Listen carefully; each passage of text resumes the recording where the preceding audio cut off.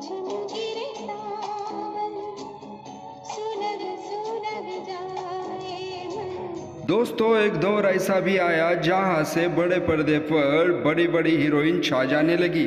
उनमें से ही एक नाम आपको हम आज बताने जा रहे हैं।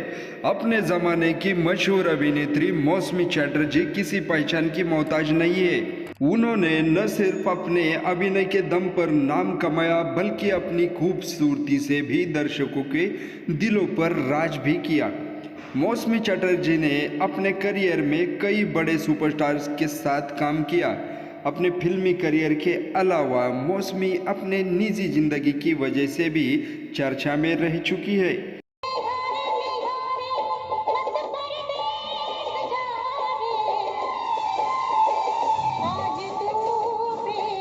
उनका जन्म 26 अप्रैल 1948 को कलकत्ता शहर में हुआ था। मौसमी का वास्तविक नाम इंदिरा चटर्जी है। जी हाँ दोस्तों, सुनकर आपको शौक लगा होगा, लेकिन मौसमी उनका नाम जो है वो सिर्फ स्क्रीन का नाम है। मौसमी के पिता आर्मी ऑफिसर थे, जबकि दादाजी जज थे। मौसमी चटर्जी ने उस दौर में खुद को साबित भी किया, जहां शादी और मातृत्व को करियर की राह में रोड़ा माना जाता था। कम उम्र में शादी और फिर मां बनने के बाद मौसमी ने फिल्मों में आना और अपना सिक्का वहां पे साबित करना एक अहम भूमिका जैसा ही उन्होंने पर्दे पर और अपनी पर्सनल लाइफ में भी निभाया। ऐसा कहा जाता है कि मौसमी जब 10वीं क्लास में थी तभी घर वालों ने उनकी शादी तय कर दी थी।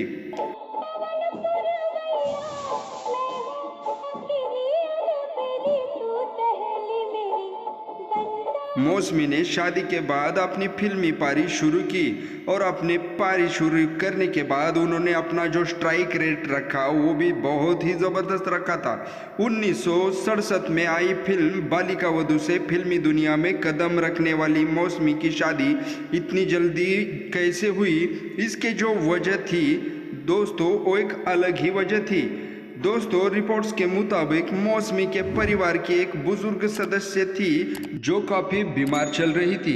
मौसमी से उन्हें काफ़ी स्नेह था और विशेष स्नेह था, लिहाजा उनकी हार्दिक इच्छा थी कि उनके जीवित रहते ही मौसमी के हाथ पीले हो जाए।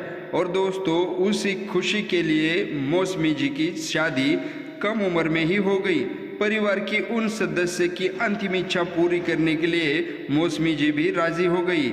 महज 15 साल की उम्र में ही उनकी शादी हो चुकी थी और 18 साल की उम्र में ही मौसमी मां बन गई थी। मौसमी चटर्जी ने कई हिट फिल्मों में भी अहम किरदार निभाए हैं। आपका मतलब है मैं उसे प्यार नहीं करती? मैं यहाँ माँ बाप के यहाँ बहुत सुखी बैठी हूँ।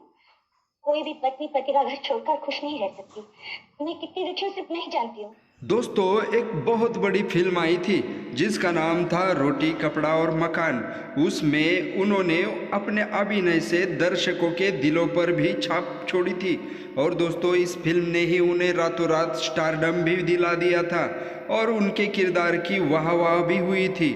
दोस्तों, कहने की बात तो एक अलग भी है कि मौसमी चटर्जी रियल लाइफ में भी काफ़ी भावुक हो जाती थी।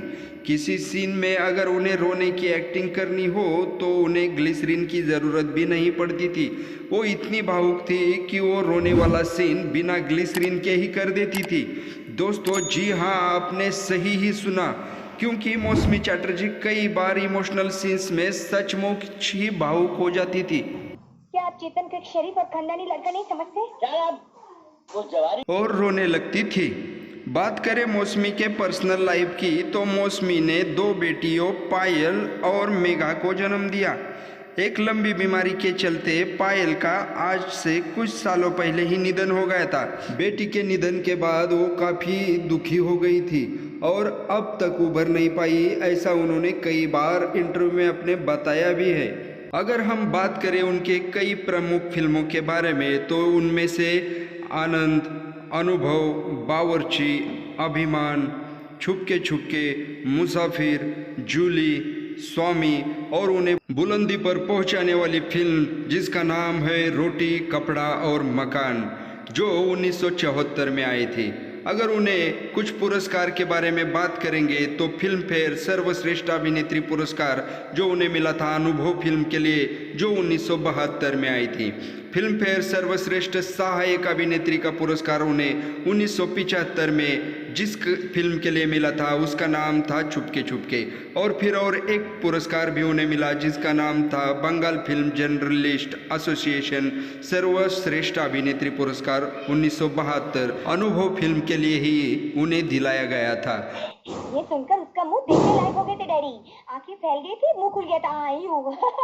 मगर कॉलेज के गुंडों हमारे कॉलेज में कोई एजुकेशन है, लड़के भी पढ़ते हैं। ऑल द टाइम उनसे कतराना पॉसिबल कैसे होगा? दोस्तों, अगर मौसमी चटर्जी के बारे में ये जानकारी बताई हुई आपको अच्छी लगी, आपके दिल को छू गई, तो हमारे चैनल बॉलीवुड की चमक को सब्सक्राइब करके वीडियो को लाइक और अपने दोस्तों को शेयर ज़रूर कीजिए।